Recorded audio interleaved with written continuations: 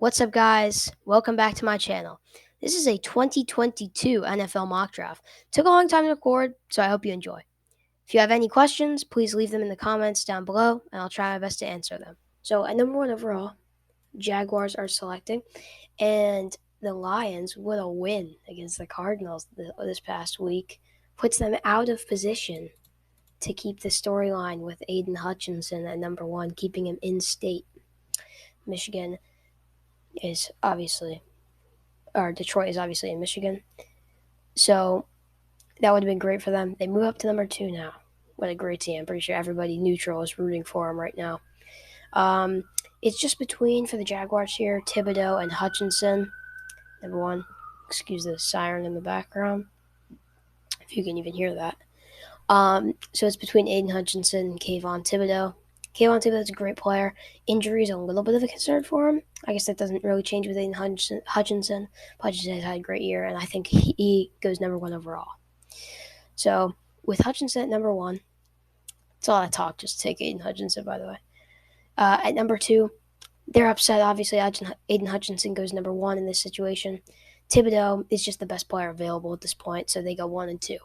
Now, the Texans, I've thought about this a ton of times, and I somehow always end up with the same result in this spot.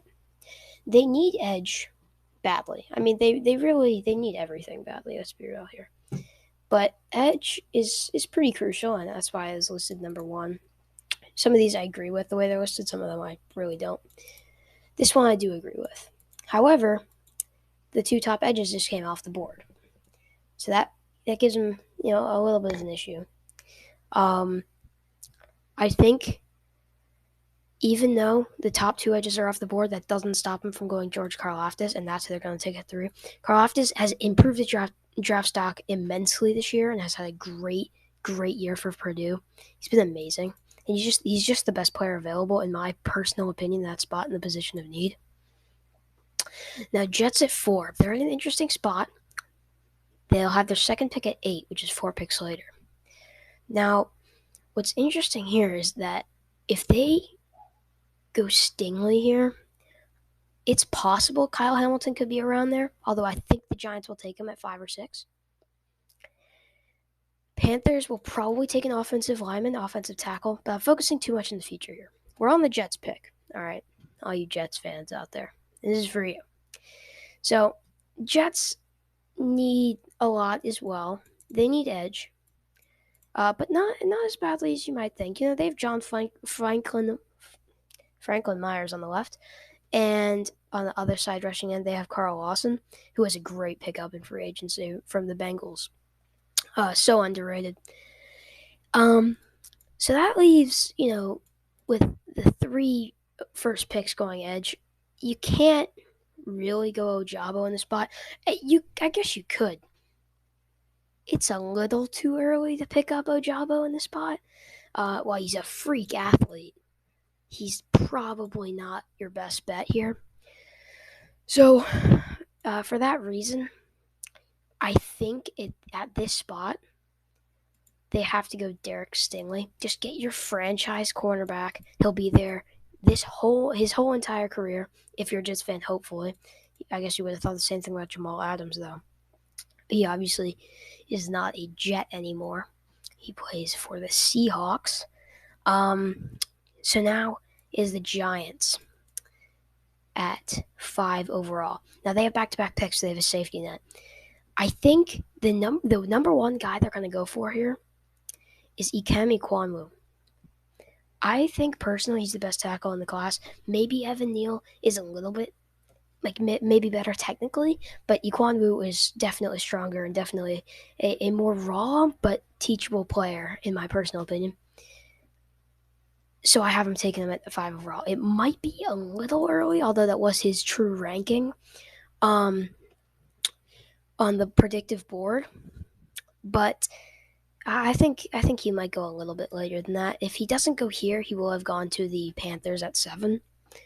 Now, the Giants at 6, they go back-to-back. This is where you take best player available and take Kyle Hamilton.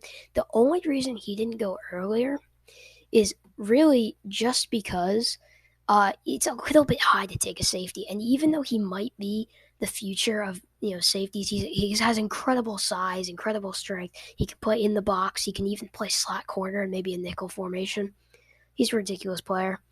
I think 5 is a little bit too early to take him, but in back to back, you can take it in whatever order you want to. So if you're mad, you can do your own if you want. But personally, those are the 2 picks. It depends what order they take them in, obviously. Derek Stingley would be good, but he's obviously off the board. Now we have a tackle for the Panthers. Since Evan Neal is still on the board because the Jets didn't take a tackle yet, they're going to go and take him early. Jets are frustrated now at that point. It's a little bit weird for the Jets if they take Evan Neal Evan Neal or Iquanu, because they're both more of a left tackle than a right tackle. And the Jets already have a left tackle in Mekhi Becton, so it'd be a little bit weird. I'm sure it wouldn't be too much effort to switch one to the right-hand side, but it's also a little bit harder than you might think. So here they can obviously go Charles Cross at tackle, or they could go inside and go Kenyon Green. It's really a toss-up for me because it could be either one. Or you could just go best player available. However, I don't think that's the situation for the Jets right now. I think they really legitimately need to look at themselves and figure out that they really need that offensive lineman here. So they're going to go Charles Cross on the edge, put him on the right tackle spot. They need help. They need protection, and that's going to help them out quite a bit. I mean, they every year continuously try to take defensive picks, and they don't pan out. And, this past year they took Zach Wilson, traded away Sam Darnold.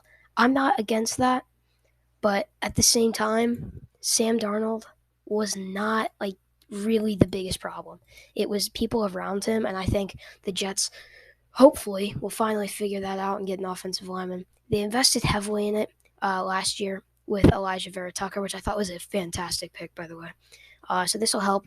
That way they'll have 3 very good offensive linemen with Mekhi Becton, Elijah Vera Tucker with tons of promising moments this season, and hopefully for the Jets, will continue to have great moments. Now here, Falcons, this is a huge, huge pick because in my opinion, Matty Ice, he's not how he used to be. Matt Ryan is not as good as he was, 2016, 2017 MVP season. I'm pretty sure it was 2016, 2017. However, Falcons fans, don't worry. If you're, not willing to let one Matty Ice go, you can just bring in another one. And I think that's what they're going to do. I think they're going to go with a quarterback. I think Pickett is the best one day one, but Corral can grow a little bit better than a little bit. He has more potential to grow than Kenny Pickett does, but that's not taking anything away from Kenny Pickett. He's a great player. Now the Eagles here at number 10 overall, they're in an interesting spot because they could quite easily go Booth here, Andrew Booth Jr., amazing player, and you'd get probably pretty good value out of him. The only reason he dropped is injury concerns. Now, you don't need IDL, really. You could take receiver, but you have a bunch. Edge is pretty big. Corner is also pretty big. It's really just a thought on who does football team pick here for them, because Ojabo is so amazing, but it's just about, does he last to the next pick at 12? I think he does here, which is why I think they're going Booth. Football team is going to go out. I think this is one of the teams that needs a quarterback, right? I'm sorry, Steelers, but for the storyline, with keeping Kenny Pickett in Pittsburgh, I think Washington does go with the best quarterback day one, and I think that is Kenny Pickett, so he'll go off the board to Washington football team. And now, back again, the Eagles are on the board. Now, here's something that might get some hate for in here. They do need probably a quarterback, right? Jalen Hurts, long term, is probably not the guy. He's definitely, I'm not going to say anybody doesn't have high potential, right? He's slightly, underrated at his spot where, everyone says he's terrible, but then he goes out and has a pretty decent performance. He's a running quarterback, it's just about who do you pick at this spot. At quarterback, they could wait until early second round and pick up Malik Willis, who would be kind of the same system. It's just about what do you want here. Do you want more of a pocket pass, like a little mobile pocket passer with Sam Howell? Desmond Ritter, a great player. It could be Desmond Ritter. Or do you worry mostly about your defense? Because you can potentially pick up a quarterback later in the draft. You have one at 23. Quarterbacks will fall a little bit deeper in this class, although quarterbacks do tend to go earlier. Here, I think what you got to go for is go David Ojabo. Just help yourself on the edge. David Ojabo, as I said before, freak athlete. He's amazing. So then you just kind of hope and pray that another quarterback will be available at your pick. So the Eagles gamble, and we'll take Ojabo here. This is a quarterback spot, 100%. Is it Sam Howell or is it Desmond Ritter? That's the only question for me. I think they do need to build, Teddy Bridgewater is super underrated in my opinion, and Drew Lock is not very good. Now, I'm sorry, by the way, Teddy Bridgewater, best to you with dealing with that injury you picked up last week. Hope he gets better soon. Drew Lock, in my opinion, is not going to be the guy. I'm not going to lie. He has great arm talent. He can throw a bomb, but not accurately. He can throw a bomb to the other team, just not to his own team. So it's just about who do they replace him with. And I think the more fun player is to go with Desmond Ritter. Bring him up to Mile High Stadium. I'm really taking a long time on this, aren't I? I'm just going to go for it. Desmond Ritter at 13. Might be a little high, but I think he's going to go. 14, this is one of my faster picks. They don't need a quarterback because Jameis Winston, not Jameson. That just gave away the pick, didn't it? Yeah, I'm going Jameson Williams. Jameis Winston, he is the guy for a little bit at least. He was so good until he went down. And, he throws picks or whatever. He's been great this year with the Saints. So, I love him. And just give him a huge threat, a huge deep threat. Kick returner beast. Had like 2 in 1 game against Southern Mississippi. Southern Mississippi. Okay. Great game. I mean, he's amazing. Now, here I have back-to-back receivers going off the board with Olave. He's a great route runner. Garrett Wilson could easily go in this spot. You keep Olave in Ohio. He goes to Cleveland. I think it's a pretty big pick. This could be quarterback depending on what happens with Baker Mayfield and his contract situation. But for right now, it's Chris Olave. Just give him another weapon. Odell Beckham replacement. Good route runner. Can run deep. He's a great player. Next up, Raiders. Part of me wants to trade this pick away. Dude, do you even trust the Raiders to take a first-round pick anymore? Of course, I'm joking, but, that's not good, is it? So, I mean, who do they take here? They might just take best player available. They need IDL. Just take Leal. I feel bad for Leal. Tough to go to the Raiders. No, I'm just kidding. Just the luck they had in the 2020 draft was ridiculously bad. So, hopefully that doesn't happen again to him. The whole Henry Ruggs situation was not fun. Hopefully they work on that. Anyway, moving on. Let's get the energy back, man. All right, anyway, next pick, it's got to be quarterback. And, as I said earlier, Kenny Pickett would have been a great storyline for the spot. This has to be Sam Howell now. They have to go with a first-round quarterback out in Pittsburgh unless they trade back maybe to get Carson Strong later in the draft. This has got to be a quarterback. Big Ben, he's actually not been bad the past few weeks. But he's not the guy anymore. He's going to retire. Hopefully, he's had a great career. Won't lie, Mason Rudolph is not the guy, and Dwayne Haskins, if they had believed in, he would be playing by now. He's not the guy either. So Sam Howell is going to be a Steeler in this draft class. Now, the Ravens, I personally am going to go Jordan Davis here, and I'll explain why in a second. So Jordan Davis, is IDL. Obviously, he's great. I mean, you can look at his frame, 6'6", 340. Okay. Now, the guy that they're replacing with this pick here is Calais Campbell. He's just getting a little bit older, and this is really a future pick. But you're just planning, be careful just in case Calais Campbell, obviously decides to retire or, just his performances fall off. Now, there is something I need to check really quick.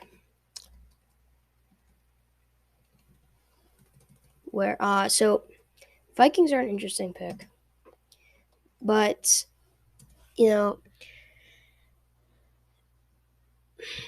so basically they're in a weird spot. I think basically what I'm trying to get to, I'm going to draft Roger Mccrary here.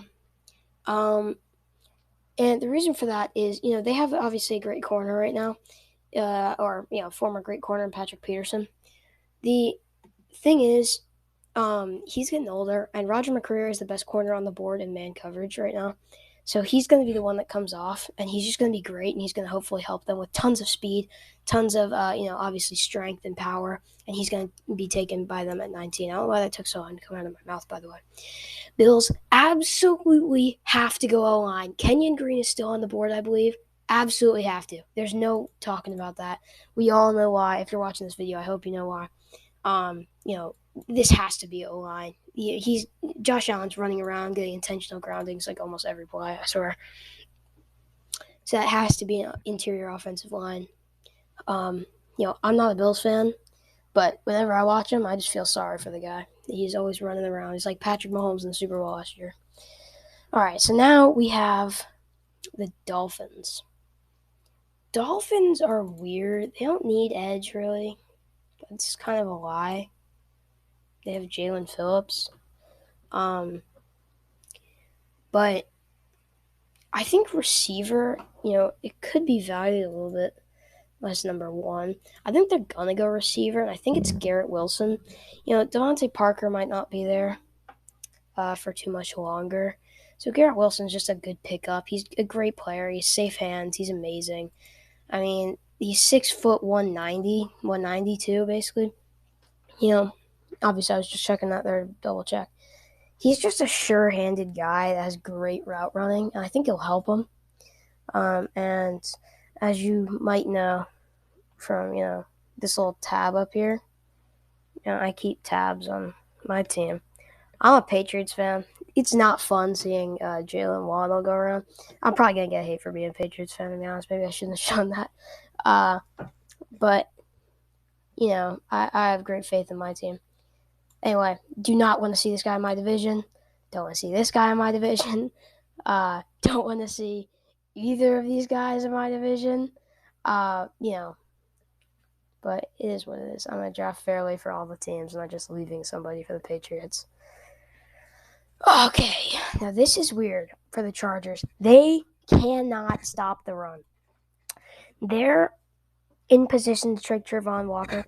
I've thought about this. I don't think he's the one, and every time I feel like I want to draft him, I feel like Chargers fans would get really mad. I feel like they need a linebacker to just fill the hole in the middle of the gap. Like if they have, kind of a funnel coverage, trying to keep the runner inside or all the routes inside into one guy. The one guy you want all the routes to be coming to is Devin Lloyd. Look at this guy, 6'3", 235. He can stuff the run like it's no problem. Devin Lloyd is this pick. And, edge is valued at number 1 for them. Trayvon Walker's a great player. I feel like people get mad at me if I pick Trayvon Walker, though, just because they need to stop the run on the inside, not particularly the outside. Stop the run everywhere, but I think first is definitely a linebacker that just hoping you can be like a like Micah Parsons guy where you just sort of split, go in split positions, go everywhere. That would be great for him. Now, this is a weird one here. Eagles at this point, as I said earlier, they're waiting for a quarterback. Carson Strong, Malik Willis, are they the guys? Maybe not. Does Malik Willis go round 1? The Senior Bowl is going to be very telling of that. He could move up a few spots in this ranking. Right now, I don't think he does. I don't think you can ditch your scrambly quarterback for a early second round other scrambly quarterback. I think honestly, if you're the Eagles at this point, you're waiting for next draft class. Where I know I'm gonna butcher this name. Hold up.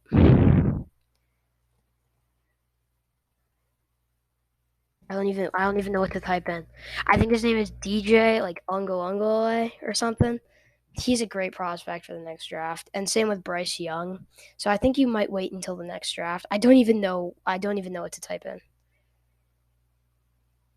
honestly. So I think they're gonna wait, which means they're in position to draft a safety, knock the 3 top spots off their board. I think that would be great for him. Go in, get your Jaquan Brisker. He's a great player for Penn State. Hopefully he'll help out the Eagles in this spot as well. Lions, they need a weapon. Jared Goff is the future at this point. These quarterbacks are not going to stop it. Okay? Unless it's in the second round and it's later value, these are not the guys. They need a weapon. Treylon Burks is the weapon. He's 6'3". He's a big boy, big hands. He can be a big weapon for Jared Goff. Hopefully underneath Jared the goofball. That'll help them a lot. They need a big weapon. Bengals, they're going to go ahead and take Jahan Dotson. Just kidding. I mean, they probably will. They take only receivers, it feels like. They're going to go ahead and take, it's between Petit Frere or Trevor Penning. I'm not missing anybody on interior, am I? Linderbaum, I am. I did this earlier as well. I'm not sure if they would take him, though. It's between these guys. They do need some help interior. I mean, their whole O-line just isn't that good, is it? It's between Linderbaum and Trevor Penning. I'm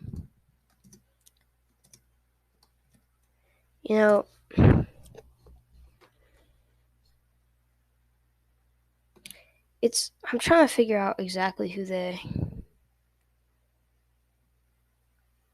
I'm pretty sure they would want Linderbaum. Just protect the guy down the middle. Protect Joe Burrow. Trevor Penning's a great player. He might even fall to the second round in this specific draft. Titans, this has got to be a linebacker. Got to help the middle of the field. Hopefully Derrick Henry doesn't take his head off in training. He's going to have to fill the gaps and stuff to run. Now, the Cardinals. They need corner for sure. So, I never take Khair Elam in the first round.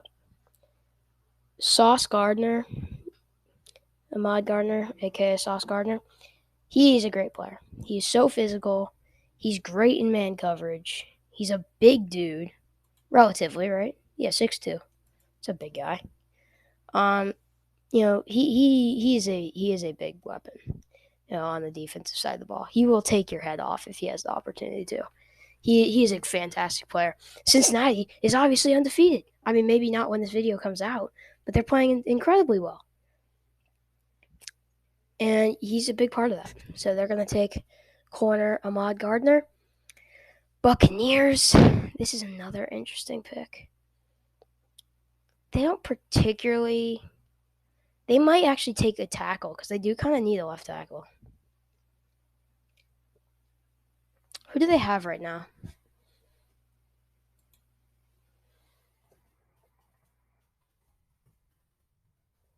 Just look this up real quick. It's just like Smith. Yeah. I mean, it always says it right there. Okay. Yeah. So he is not the best. He's a huge contract, by the way. It's ridiculous how big his contract is. He has to be traded at some point. Trevor Penning's his replacement. He comes in. Jahan Dotson's another one that could have gone there. Not going to. Patriots, my team. Receiver and corner are definitely their biggest needs. I like how those are the first two. Edge is not really a big need, so I don't really know particularly why that's there. But yeah, so corner is huge, and corner is the one I'm going with. The reason is because J.C. Jackson might not even be on the team next year, even though he's amazing. So Trent McDuffie is who I'm going to go with here, not Khair Alam. And the reason I'm going with Trent McDuffie, he's more of a zone corner. And the Patriots have run as much man as anybody recently, which is kind of weird, that I'd pick a zone guy in a man system. This CB right here, right? That's cornerback. He might not even play cornerback for us. 5'11", 195. He's a cornerback, but he can also play safety with how much zone he has. He's such a good zone player, it's ridiculous. And he can also play nickel corner. So he is a great player, obviously, but he can play in a multiple different positions. And what coach would you rather have putting a guy in positions that he can succeed in than Bill Belichick? And I know people are also going to hate on that too. But on to the Cowboys. They've been great this year as well. They had one little rough spot, and they've seemed to recover from it. Excuse me. They're in a position where they could draft Travon Walker here with edge as being their top need. I don't think it is, but if Dexter Lawrence leaves, then yes, it is. They're also in position to get safety, but Jaquan Brisker just came off the board. So Daxton Hill would have to be the pick. Valued at 30, they pick at 30. It makes sense. In my personal opinion, he hasn't, been anything that's like ridiculously good to prove that he's like a mid-first round pick. But he does go to the Cowboys here in this draft. Michigan's been ridiculous this year, and I think he can be good. Also, one more thing I forgot to mention about Trent McDuffie. He'd be in the same position that Mills would be at right now, Jalen Mills for the Patriots. Where he's a safety converted corner. Except, obviously, he has never played safety in my knowledge. Trent McDuffie, I just think he'd be good there. But it'd be, Jalen Mills can play himself a little bit of cornerback, and I think Trent McDuffie would not struggle there if Jalen Mills isn't struggling too badly. Chiefs, I don't think receiver is really their biggest need here, although I do say that. Jahan Dotson's still on the board. I don't think they really need edge. But what they might need is a safety. So the thing is, they shouldn't need a safety with Thornhill and Tyrann Mathieu. They don't like Thornhill for some reason in Kansas City. I'm not really sure why. He's a pretty good player. They don't like him there. They play. What's his first name? Daniel Sorensen over him. Way too much, by the way. Sorensen is definitely a inside the box kind of safety. They might need somebody to fall back a little bit. Jordan Battle is that guy. It's just that if you could add just another threat to this team in Jahan Dotson, I think it makes your offense almost unstoppable at that point. What a threat the Chiefs would be if they got Jahan Dotson. Just what a weapon. Another pick they could take there. Well, I think it might be slightly early. Like maybe even. But honestly, at that point, it might not be. You could go ahead and get George Pickens. What a threat this guy is. 6'3", 200 pounds. He is so good. You can line him up in the backfield. You can line him up at receiver. He's kind of the Kadarius Toney, a bigger Kadarius Toney in this draft class. Number 32, final pick in this mock draft. I hope you guys have enjoyed it so far. Don't think running back is that big of a need for him at the end there. By the way, I can't see it anymore. The Panthers have running back pretty highly. You can go back in the video. How do the Panthers have running back highly valued? That doesn't make any sense to me. So that's just kind of something funny. Packers, this is a receiver pick in my personal opinion. They have obviously Davonte Adams. They have obviously a deep threat in MVS. And now I'm second guessing myself now I'm reading these guys out, by the way. Randall Cobb isn't good, obviously. He's a good player in his own rights, but with all the other players you could have. The thing is, Davonte Adams is going into his contract year, and if they have a situation where they can't bring him back, they're going to need another receiver. And that to me is Drake London. He's a big guy. I did not mean to click that, by the way. Okay, good. I picked him. He's a big guy that can go up and high point the football. Now, that doesn't always work out. The Patriots selected N'Keal Harry in the first round a few years ago. Horrible. He actually had a great catch like 2 days ago. So I'm not going to, but he obviously, didn't plan out the way they wanted to. He's a great blocker, by the way, but you don't spend a first-round pick on a receiver that can block. You spend a first-round pick on a receiver that can run down the field and give you huge catches, just like he did with that one catch last night against the Colts, which if he keeps doing that, I'm going to take this back. I'm going to take down the video. But yeah, obviously, is a pretty big bust for them. Hopefully the same thing won't happen with Drake London if he goes. I mean, he definitely will be drafted. Just depends on when. I think the Packers would be a great fit for him. Aaron Rodgers throwing you the ball, and I think that's a pretty good thing. And what's a bigger honor than protecting Tom Brady with the tackle there? So let me know what you guys think about this draft. Hope you all enjoyed, and peace.